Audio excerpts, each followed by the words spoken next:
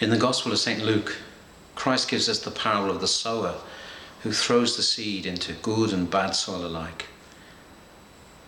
The soil represents our heart, and the seed is the Word of God, the very life of God that is planted within us. This parable is really setting out for us the conditions for spiritual growth. It tells us what we must do to truly grow in the life of Christ. We're reminded that the good soil must be moistened. It mustn't dry out and become dead. We moisten the soil of our heart with prayer, regular prayer. It is vital that every one of us prays daily. We may not be all capable of many hours of prayer or all-night vigils, but whatever little we are capable of, we must build a structure, a framework in our lives to regularly pray, to moisten the heart, that the seed may continue to grow. Prayer is vital, essential for any kind of spiritual growth that is true. And Christ warns us that the concerns of this world are like thorns that will strangle the life of the seed. There are many things that aren't necessarily sinful in themselves, many distractions, many entertainments that may draw us.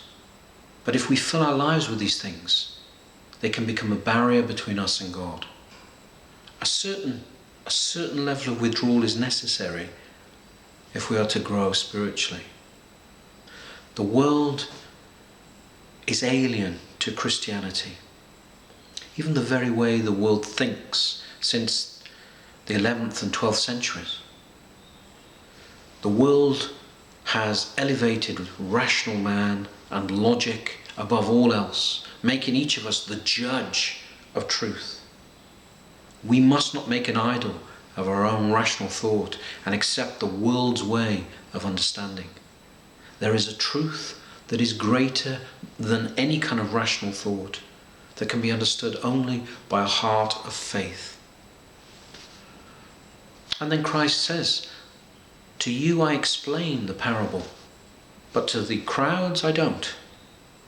And there will be some people who see in this almost a condemnation of the crowd. But in fact the reverse is true. Christ is showing mercy. If he had given the whole crowd the truth as he had given it to the disciples, many of them would have committed the sin of rejecting it consciously, rejecting him consciously.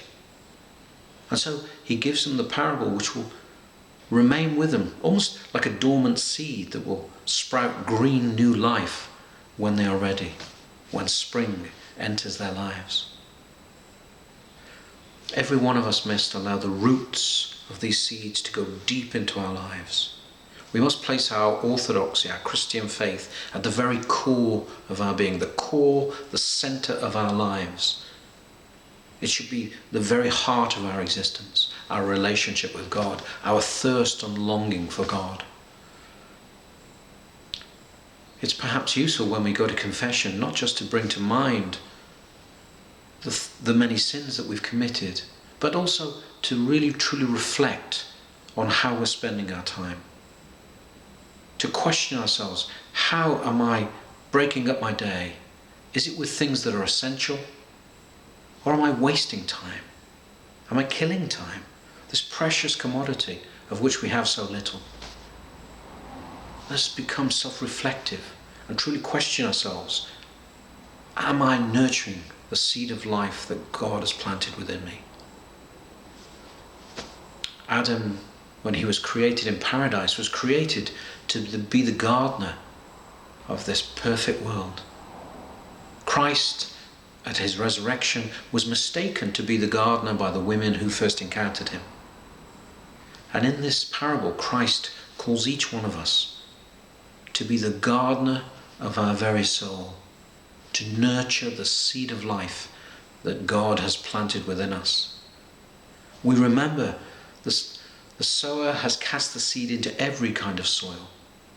We may feel at times our heart is truly dry, that perhaps our spiritual life has withered, that we have been neglectful.